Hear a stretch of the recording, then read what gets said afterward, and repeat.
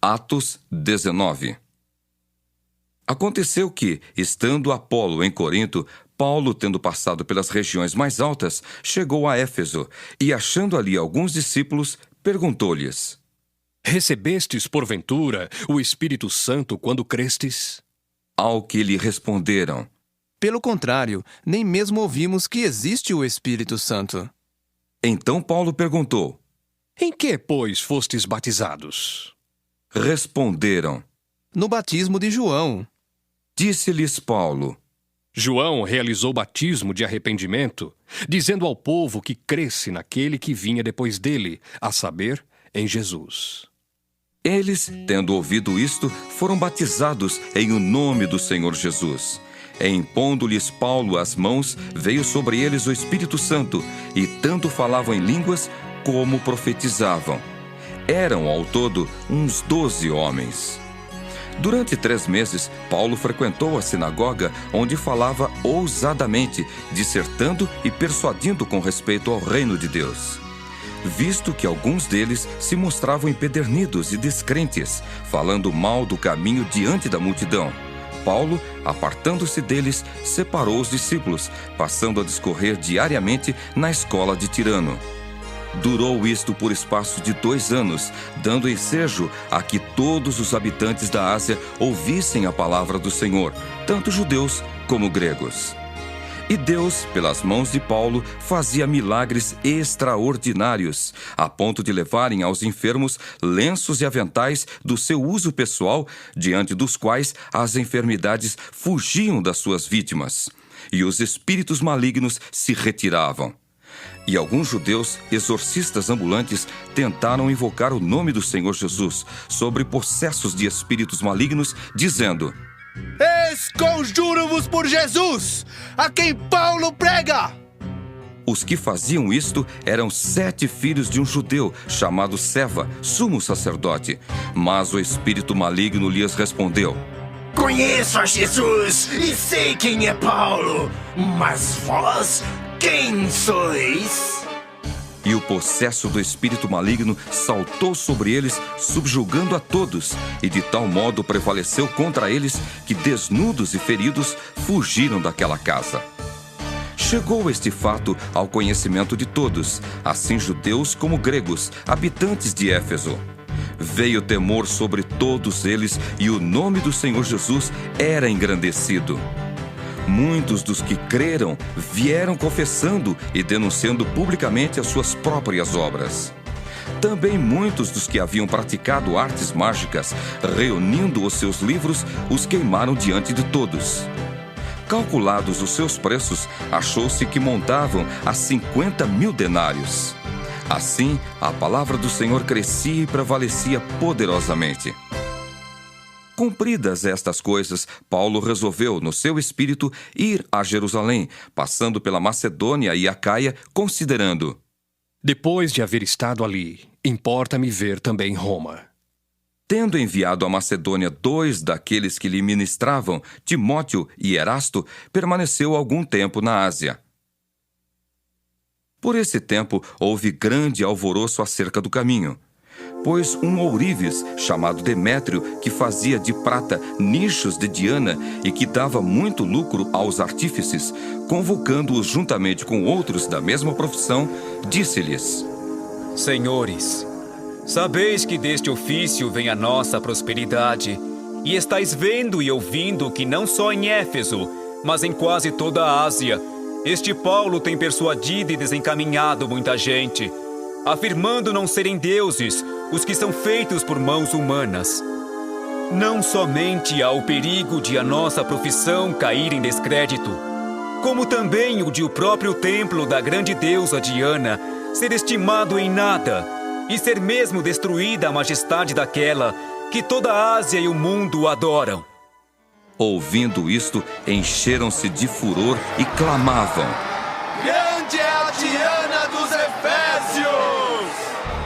Foi a cidade tomada de confusão, e todos, a uma, arremeteram para o teatro, arrebatando os macedônios Gaio e Aristarco, companheiros de Paulo. Querendo este apresentar-se ao povo, não lhe permitiram os discípulos.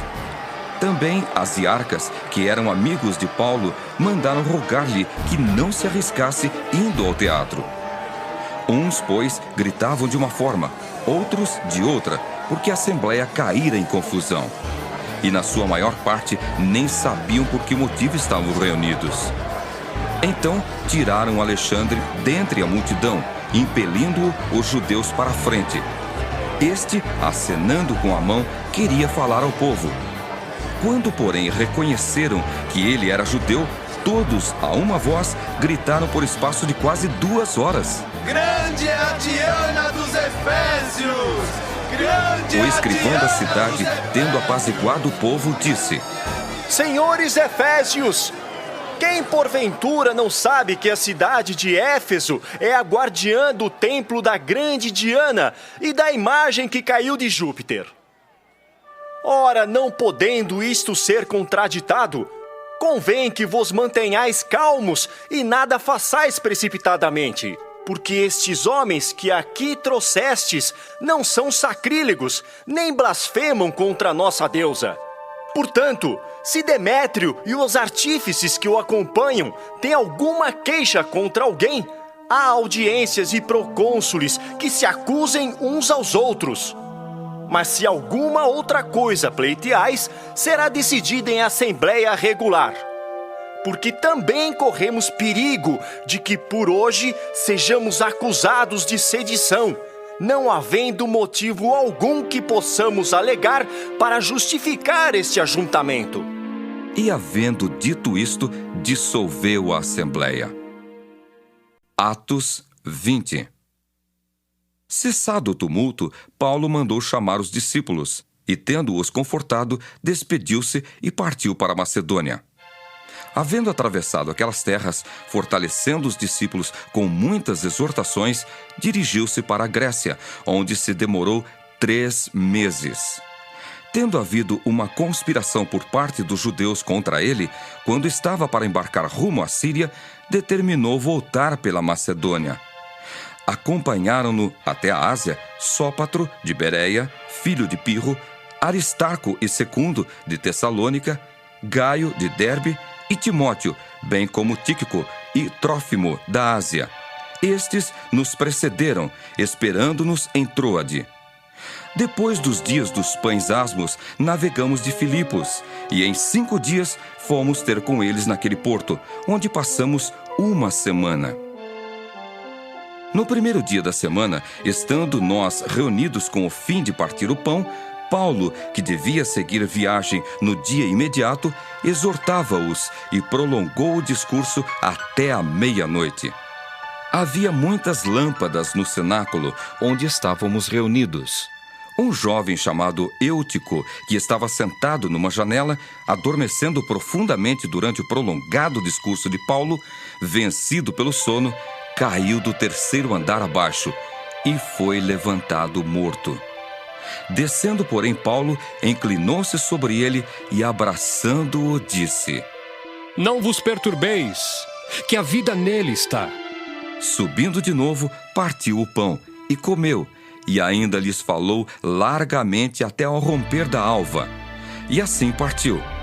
Então conduziram vivo o rapaz e sentiram-se grandemente confortados. Nós, porém, prosseguindo, embarcamos e navegamos para Assos, onde devíamos receber Paulo, porque assim nos fora determinado, devendo ele ir por terra. Quando se reuniu conosco em Assos, recebemo-lo a bordo e fomos a Mitilene. Dali, navegando, no dia seguinte, passamos defronte de Quios. No dia imediato, tocamos em Samos, e um dia depois chegamos a Mileto. Porque Paulo já havia determinado não aportar em Éfeso, não querendo demorar-se na Ásia, porquanto se apressava com o intuito de passar o dia de Pentecostes em Jerusalém, caso lhe fosse possível. De Mileto, mandou a Éfeso chamar os presbíteros da igreja. E quando se encontraram com ele, disse-lhes: Vós bem sabeis como foi que me conduzi entre vós em todo o tempo, desde o primeiro dia em que entrei na Ásia, servindo ao Senhor com toda a humildade, lágrimas e provações, que pelas ciladas dos judeus me sobrevieram, jamais deixando de vos anunciar coisa alguma proveitosa e de vô-la ensinar publicamente e também de casa em casa, testificando tanto a judeus como a gregos o arrependimento para com Deus e a fé em nosso Senhor Jesus Cristo. E agora, constrangido em meu espírito, vou para Jerusalém, não sabendo o que ali me acontecerá, senão que o Espírito Santo de cidade em cidade me assegura que me esperam cadeias e tribulações. Porém, em nada considero a vida preciosa para mim mesmo, contanto que complete a minha carreira e o ministério que recebi do Senhor Jesus, para testemunhar o Evangelho da graça de Deus. Agora, eu sei que todos vós, em cujo meio passei pregando o reino, não vereis mais o meu rosto. Portanto, eu vos protesto, no dia de hoje, que estou limpo do sangue de todos, porque jamais deixei de vos anunciar todo o desígnio de Deus. Atendei por vós e por todo o rebanho sobre o qual o Espírito Santo vos constituiu bispos, para pastoreardes a igreja de Deus, a qual ele comprou com o seu próprio sangue. Eu sei que depois da minha partida, entre vós penetrarão lobos vorazes que não pouparão o rebanho, e que dentre vós mesmos se levantarão homens falando coisas pervertidas para arrastar os discípulos atrás deles. Portanto, vigiai, lembrando-vos de que por 3 anos, noite e dia, não cessei de admoestar com lágrimas a cada um. Agora, pois, encomendo-vos ao Senhor e à palavra da sua graça, que tem poder para vos edificar e dar herança entre todos os que são santificados. De ninguém cobicei prata, nem ouro, nem vestes. Vós mesmos sabeis que estas mãos serviram para o que me era necessário, a mim e aos que estavam comigo. Tenho-vos mostrado em tudo que, trabalhando assim, é mister socorrer os necessitados e recordar as palavras do próprio Senhor Jesus. Mas bem-aventurado é dar que receber. Tendo dito estas coisas, ajoelhando-se, orou com todos eles. Então houve grande pranto entre todos, e abraçando afetuosamente a Paulo, o beijavam, entristecidos especialmente pela palavra que ele dissera, que não mais veriam o seu rosto. E acompanharam-no até ao navio. Atos 21. Depois de nos apartarmos, fizemos-nos à vela, e correndo em direitura, chegamos a Cós. No dia seguinte, a Rhodes, e dali a Pátara. Achando o navio que ia para a Fenícia, embarcamos nele, seguindo viagem. Quando Chipre já estava à vista, deixando-o à esquerda, navegamos para a Síria e chegamos a Tiro, pois o navio devia ser descarregado ali. Encontrando os discípulos, permanecemos lá durante 7 dias.